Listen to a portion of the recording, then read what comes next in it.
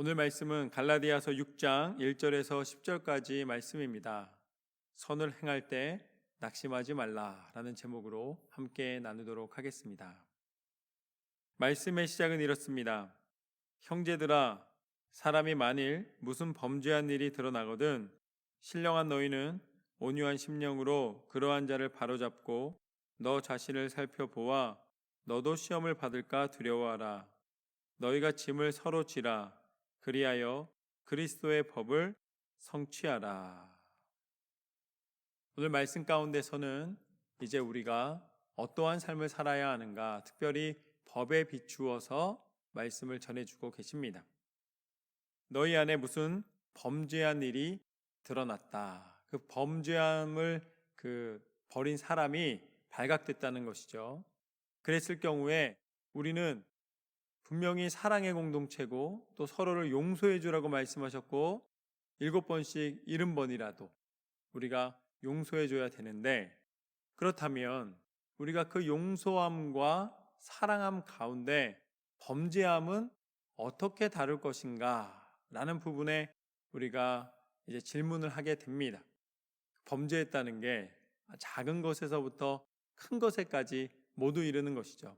분명하게 드러난 범죄에 대해서는 살인한다든지 도둑질을 한다든지 이런 것이 드러난 것에 대해서는 우리가 아주 확고합니다. 그건 분명하다고 생각을 해요.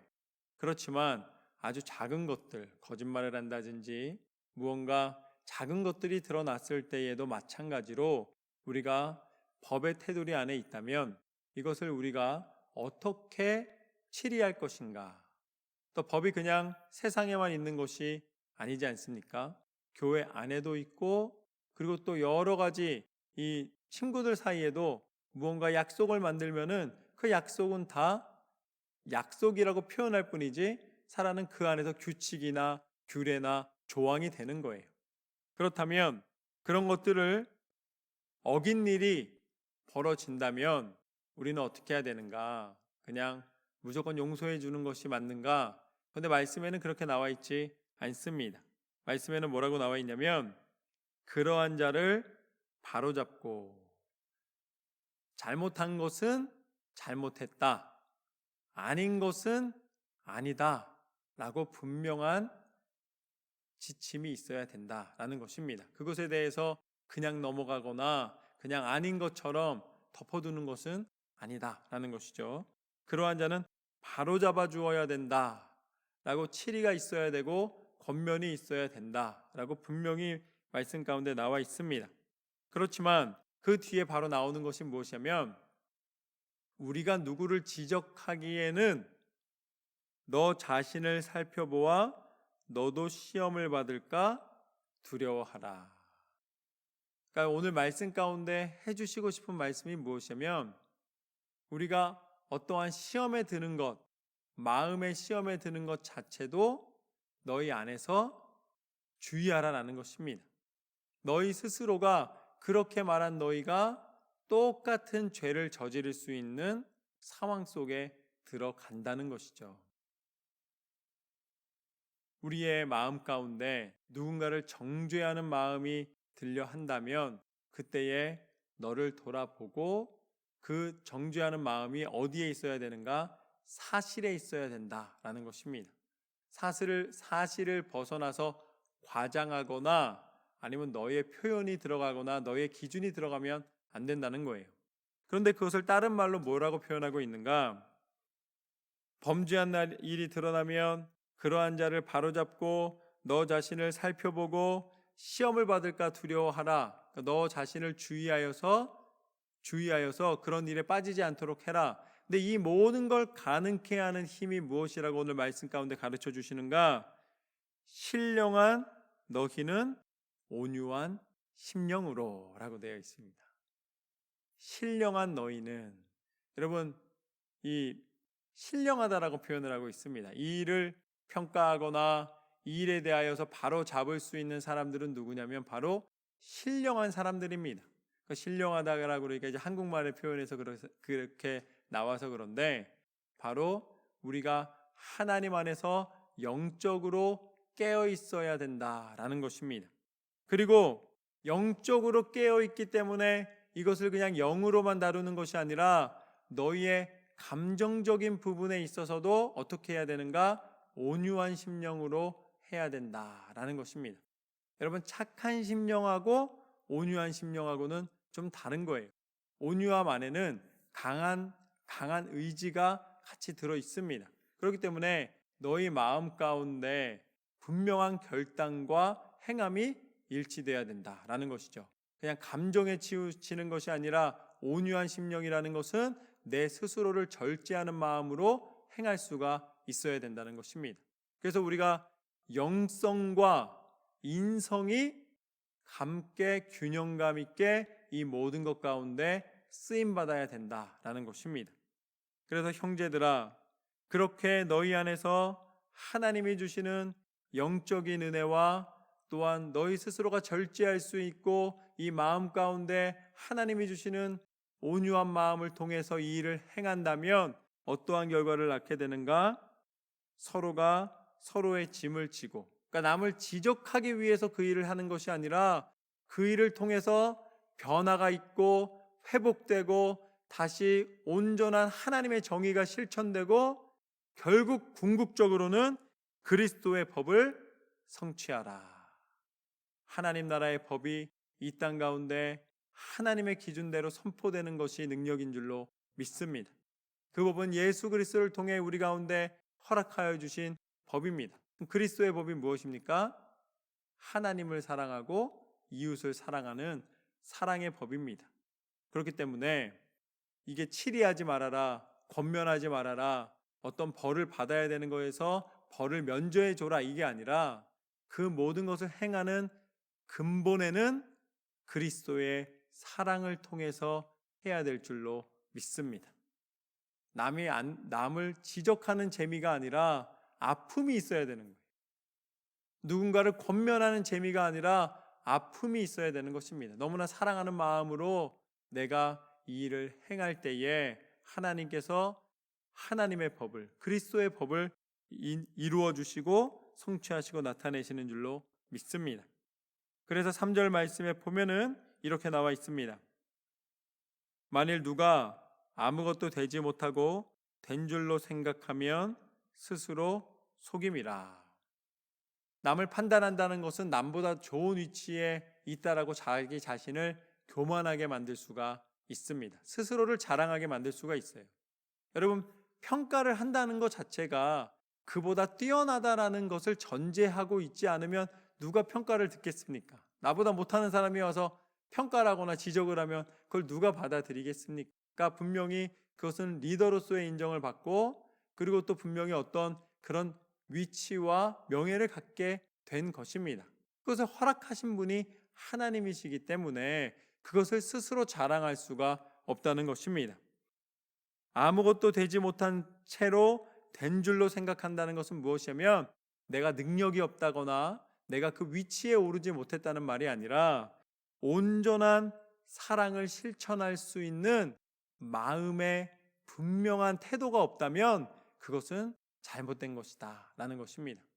위치가 중요한 것이 아니라 그것에 합당한 그리스도의 사랑, 그리스도의 법을 실행할 수 있는가, 끊임없이 나를 돌아보고 그 부분에 대해서 점검하며 나아가야 된다라는 말씀입니다. 그래서 4절과 5절 말씀을 보면은 이렇게 나와 있습니다.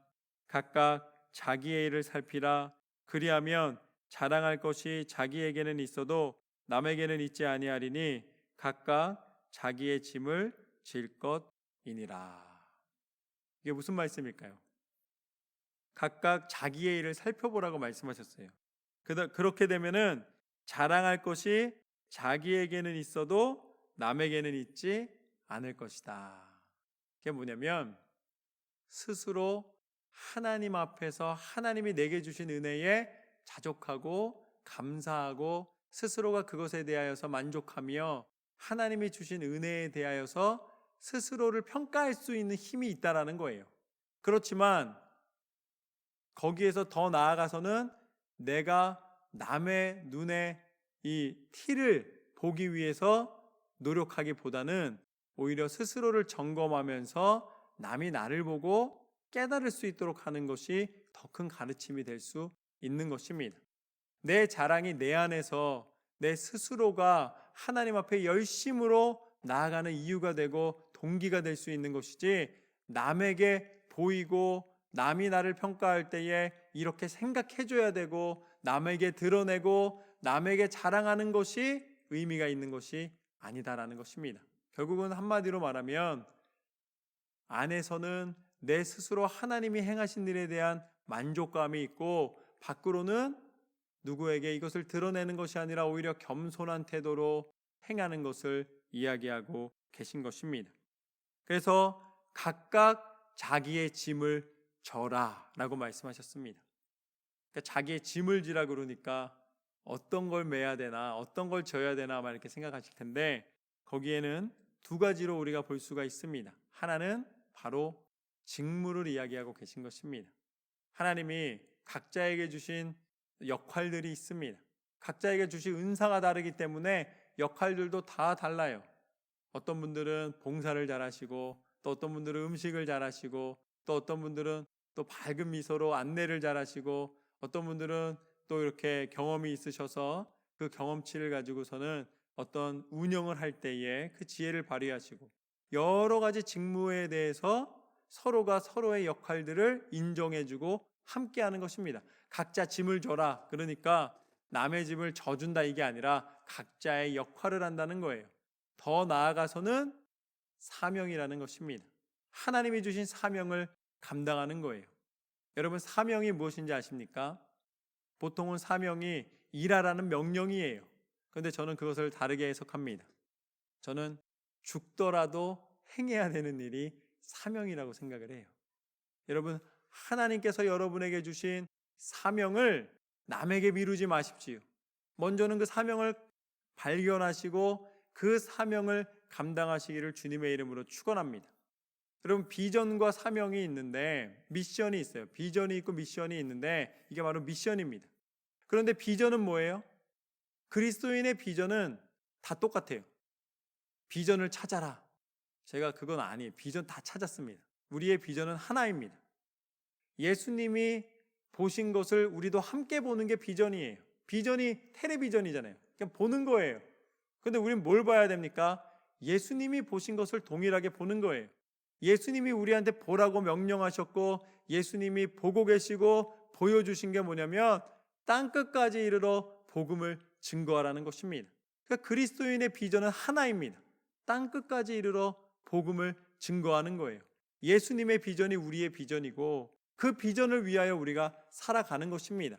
그런데 그 비전을 성취할 때에 각자의 역할들이 있고 사명이 있어요. 그거를 짐이라고 표현했고 직무라고 표현했고 미션이라고 표현하는 것이죠.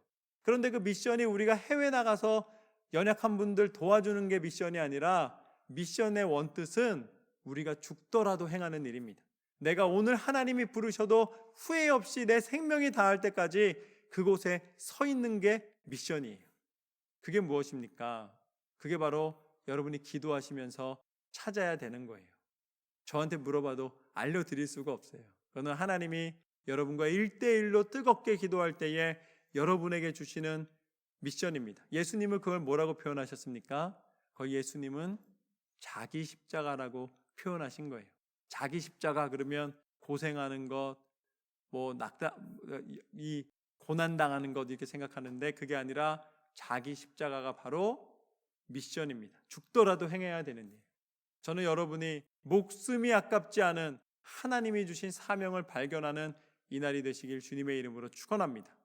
각각 서로의 짐을 지라라고 말씀하셨는데 뭘 줘야 되는지 알아야 질 거 아니에요. 그렇죠? 그게 미션입니다. 그게 사명이에요. 여러분의 인생을 움직이는 힘입니다. 비전을 향해 갈 때 여러분을 쓰실 이유, 여러분을 통해 역사하시는 그 미션을 발견하십시오.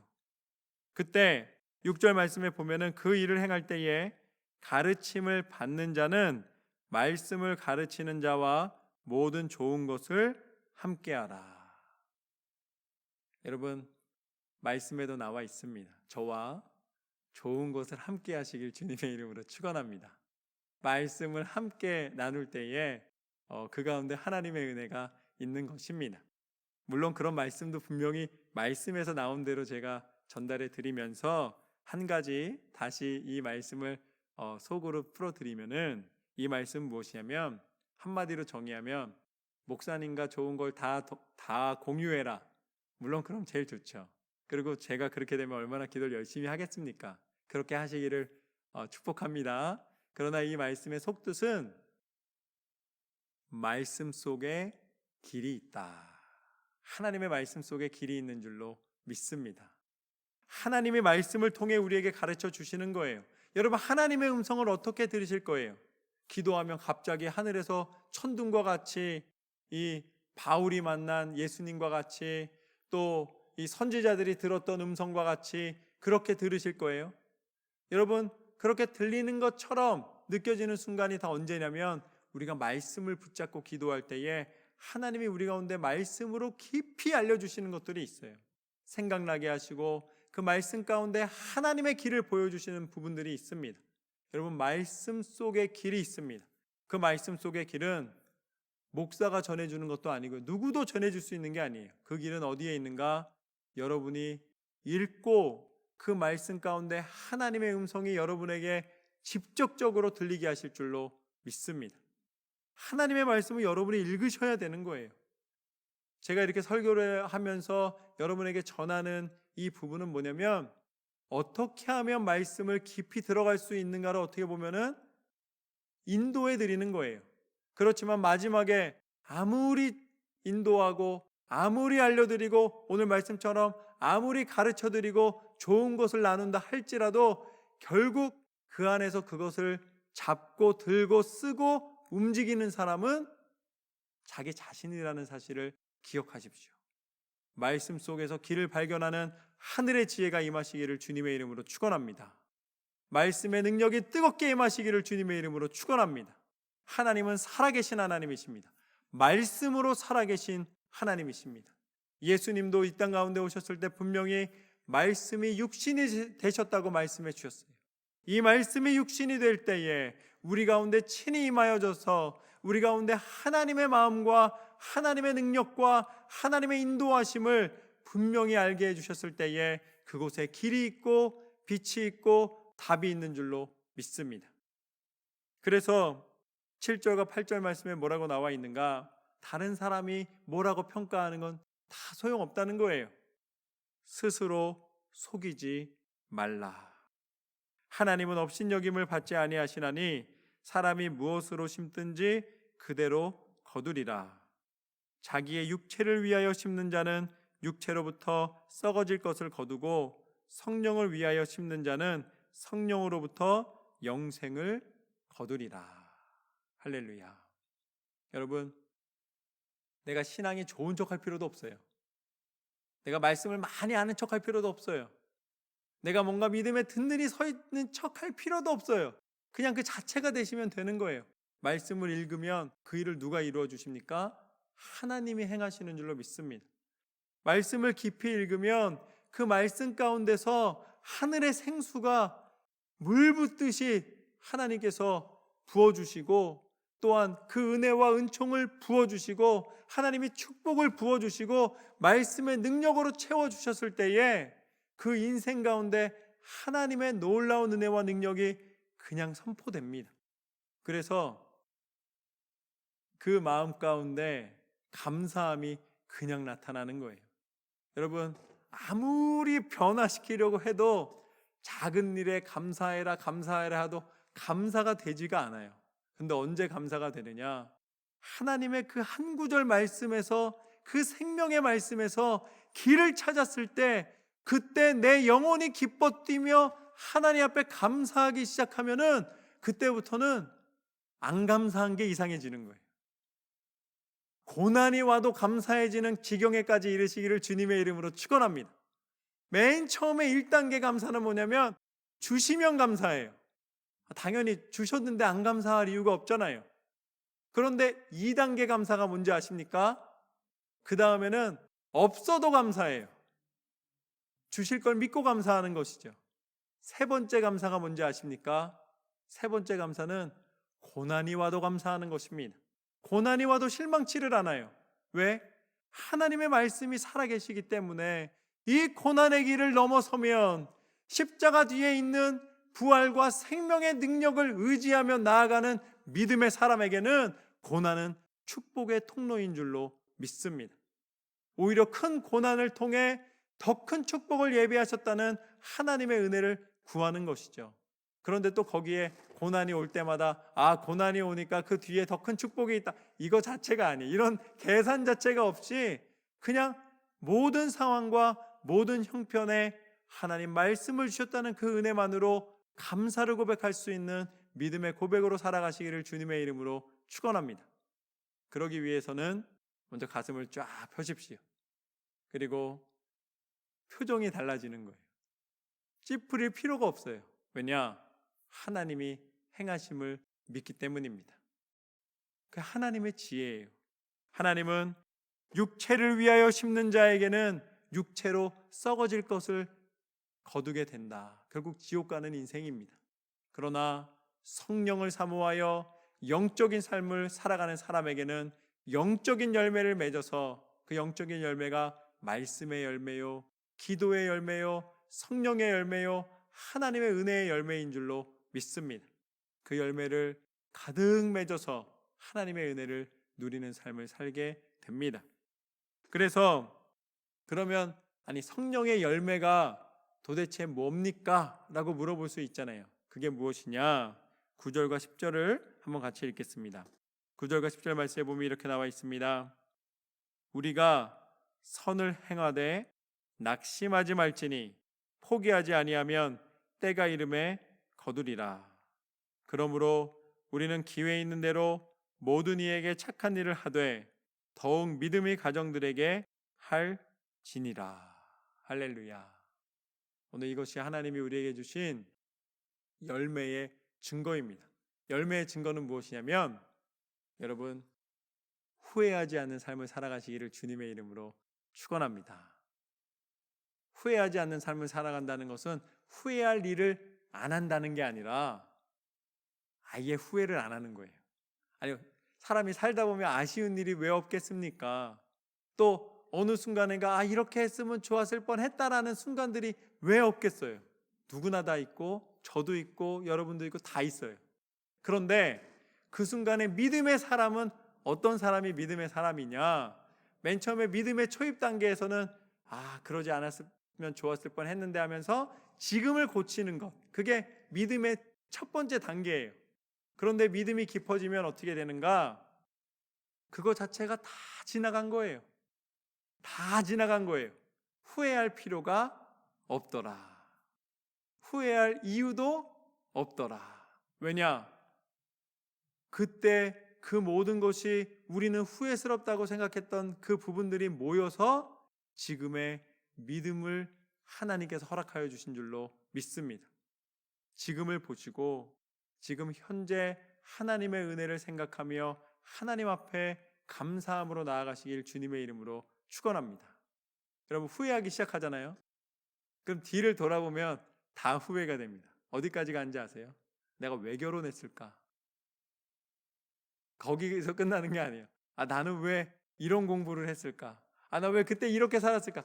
끝도 없어 한도 없이 갑니다. 다 가져오세요. 다시. 이 자리에서 다시 하나님 앞에 기도하십시오. 지금의 이 삶은 하나님의 섭리입니다. 할렐루야. 지금의 이 모든 것은 하나님이 주신 축복입니다. 내가 이랬으면 좋았을 것 같았다고 하는 거 없어요.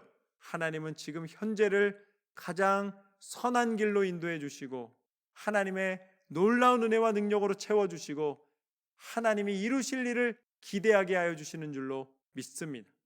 여러분, 무엇을 하면 후회를 안 하시겠습니까? 여러분, 예수님을 바라보십시오.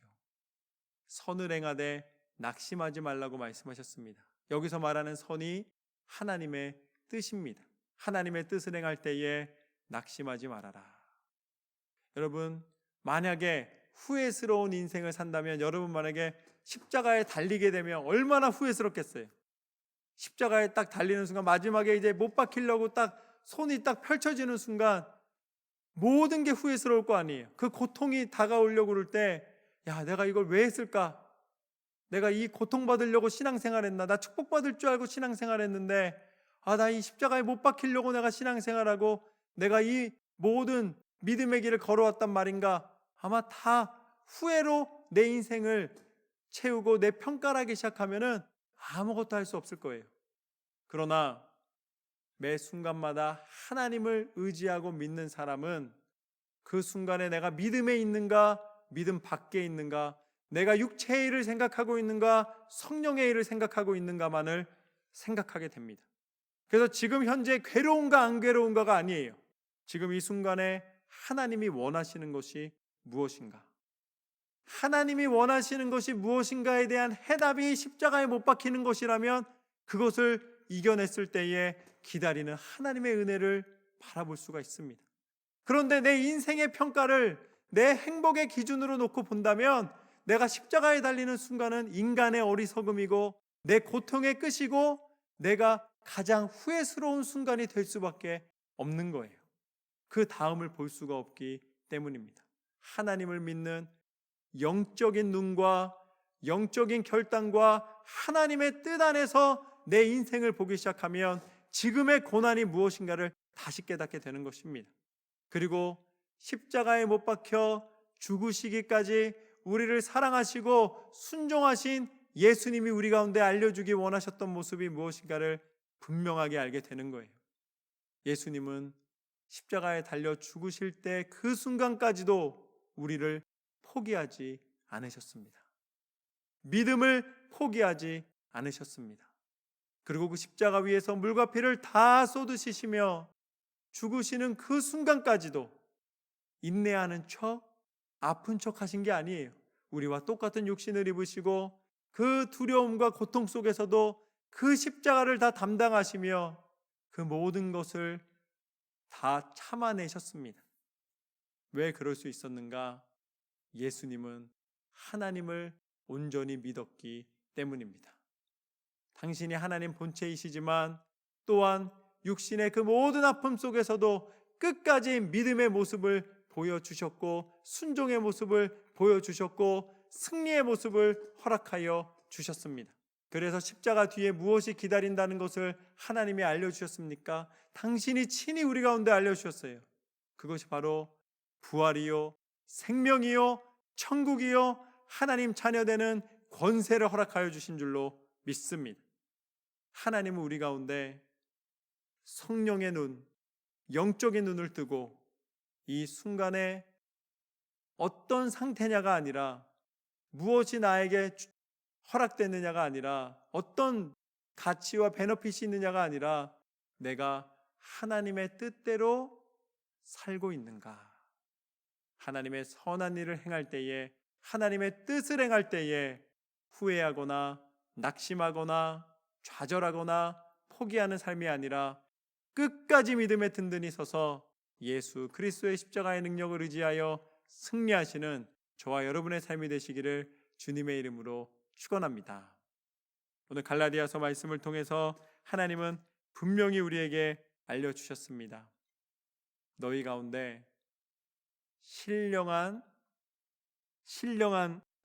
너희는 온유한 심령으로 이 모든 것을 감당하라.